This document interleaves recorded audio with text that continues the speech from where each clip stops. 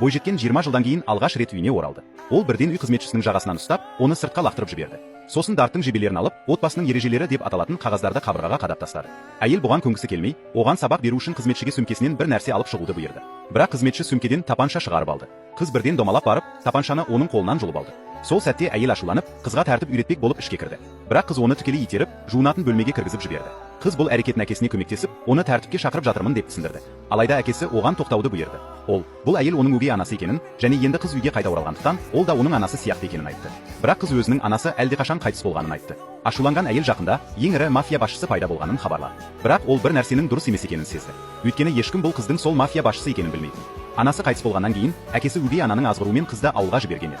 Бірақ күтпеген жерден оны асырап алған әкесі мафия басшысы болып шықты. Ол қызды кішкентай кезінен бастап тордағы жекпе-жектерге қатыстырды. 10 жыл бойы ол бірде-бір рет жеңіліп көрмеген. Бұл жолы ол үйіне тек анасының өлімінің артындағы шындықты білу үшін оралды. Әкесі оны компанияда жұмыс істеуге орналастырды. Бірақ өгей анасы мен оның қызы бұған қарсы болды. Бір кезде қыз чемодан толы ақшаны алып шықты. Өгей анасы оның жеңе алатынына сенбеді. Дәл сол кезде бірнеше көлік үлкен жылдамдықпен олардың жанына келіп тоқтады. Көліктегі адамдар бірден оған шағым айта бастады. Оларды тыңдап болған соң, мафия басшысы қызға жақындап келіп, жұдырық сермеді. Бірақ қыздың жүзін көрген сәтте